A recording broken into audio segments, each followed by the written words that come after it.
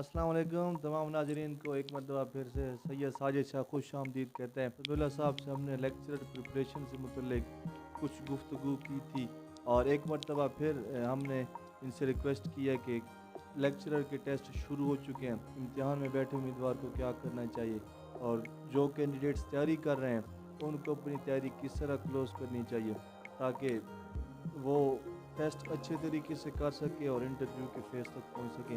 बगैर देर किए सर की जाने बढ़ते और उनसे गुफ्तगू का आगाज़ करते हैं। अस्सलाम वालेकुम। वालेकुम सलाम सर। ठीक। ठीक ठाक, अल्लाह का शुक्र। सर काफ़ी सब्जेक्ट्स के टेस्ट हो चुके हैं, कुछ के स्टार्ट हैं और कुछ के आने वाले दिनों में अभी होना मुतवक्का है। तो सर ये बताइए किसी भी उम्मीदवार को अपनी तैयारी किस तरह क्लोज करनी चाहिए? बिस्मिल्लाहिर्रहमानिर्रहीम। शाह जी, ये जो आखिरी टाइम है तैयारी का, जो आखिरी 5-10 दिन चल रहे हैं या 2-3 दिन कर रहे हैं, ये बहुत ही इम्पॉर्टेंट है किसी भी टेस्ट की तैयारी के लिए। इसको आप यूँ समझें कि ये एक मैराथन रेस है। जिस तरह मैराथन रेस में जो बंदा आखिर पे होता है, वो आखिरी 4-5 मिनट में या 10 मिनट में स्प्रिंट लगाता है और जो उससे पहले वाले 10-15 रनर होते हैं उनको क्रॉस करके विक्ट्री पॉइंट तक पहुंच जाता है।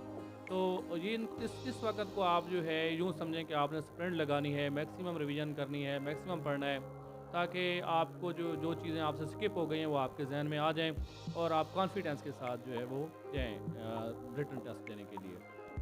सर इम्तिहान वाले दिन एक अपना प्रेशर होता है इम्तिहान का, तो कैंडिडेट्स को इस प्रेशर को हैंडल करने के लिए क्या इकदाम करने चाहिए?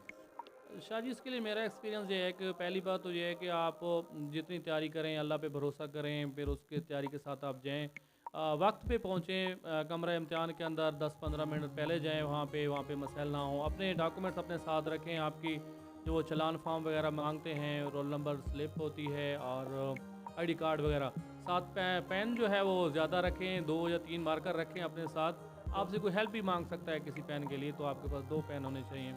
तो बस जो है ना, आप टेंशन ना लें, वहाँ पे जाके इजी होके बैठें, अल्लाह को याद करें और टेस्ट दें, इंशाल्लाह बेहतर होगा।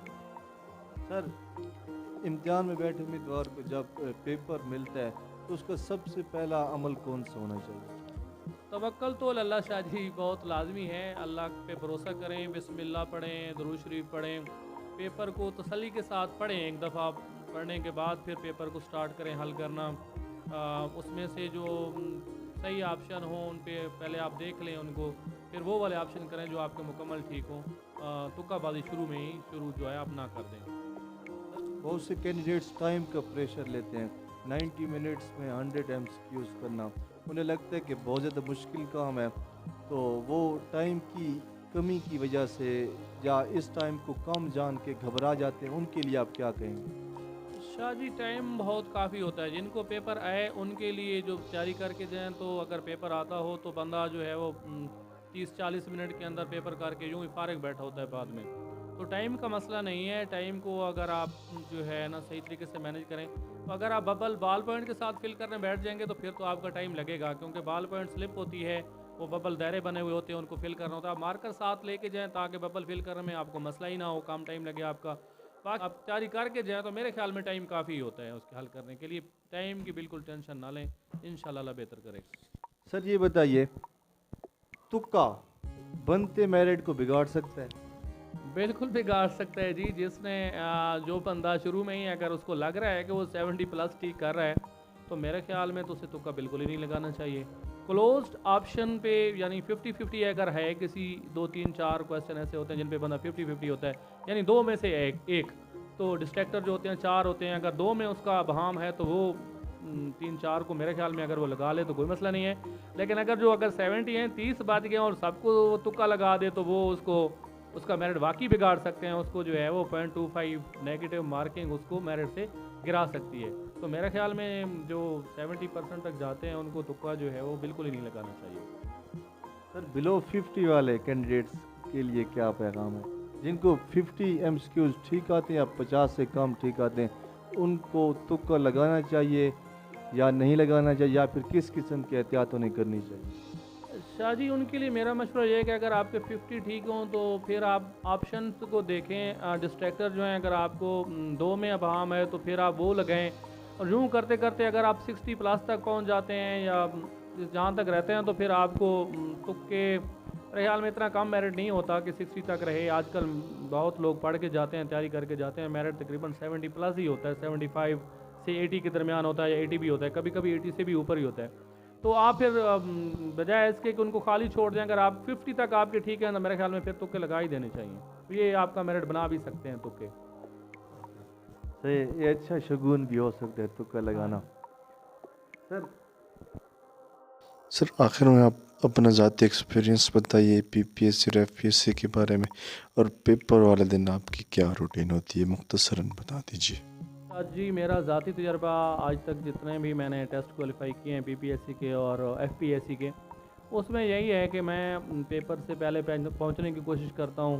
10-15 मिनट आप पहले जाएंगे तो आप सीट पे आराम से बैठेंगे पेपर से पहले, बजाय इसके कि पेपर तकसीम हो चुका और आप जाएंगे तो आपको सीट नहीं मिलेगी, या फिर वो टेंशन आपके जहन में होगी। थोड़ी सी भी टेंशन जो है आपके जहन में अगर आ जाए तो वो आपको बहुत बड़ा काम ख़राब कर सकती है। तो आप पहले जाएं, अपनी सीट पे बैठें और आप तसल्ली से बैठें। उसके बाद जो है वो अल्लाह को याद करें, तवक्कल करें अल्लाह पे, यानी बिस्मिल्लाहिर्रहमानिर्रहीम पढ़ के शुरू करें, दुरूद शरीफ पढ़ें, और पेपर को पढ़ने के बाद एक दफ़ा तो कम से कम लाजमी पढ़ें। उसके बाद हल करना शुरू करें तो इंशाल्लाह बेस्ट होगा, इंशाल्लाह आपका पेपर ठीक होगा, अल्लाह खैर करेगा। थैंक यू सर, आपने गुफ्तगू की एक मरतबा, फिर आपने हमें वक्त दिया, माशाल्लाह आप तैयारी भी कर रहे थे। नाजरीन, हमने सर से बात की और सर ने कुछ ऐसे टिप्स बताए हैं जिन पे आप अमल करें तो इंशाल्लाह आप कमरे इम्तिहान में बैठे बैठे आप रिटन टेस्ट क्वालिफाई कर सकते हैं और इंटरव्यू के फेस तक पहुंच सकते हैं। इसके अलावा आप मेहनत करें, क्योंकि आपको अजर आपकी मेहनत का मिलना है। जो लोग ज़्यादा मेहनत करेंगे डेफिनेटली वो क्वालिफाई करेंगे, वही लेक्चर भर्ती होंगे। लेकिन आप मायूस ना हो, अगर आपने तैयारी इस मरतबा नहीं की तो आप नेक्स्ट किसी भी इम्तिहान के लिए अच्छी से तैयारी करें। लेक्चरर की पोस्ट के अलावा बहुत सी अच्छी पोस्ट आती रहती हैं। आप अपनी तैयारी मुसलसल जारी रखें, इंशाल्लाह अल्लाह ताला आपको कामयाब रखेगा।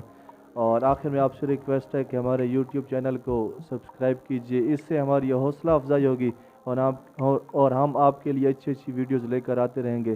ज़िंदगी रही तो किसी और वीडियो में एक मरतबा फिर से मुलाकात होगी। खुदा हाफिज़।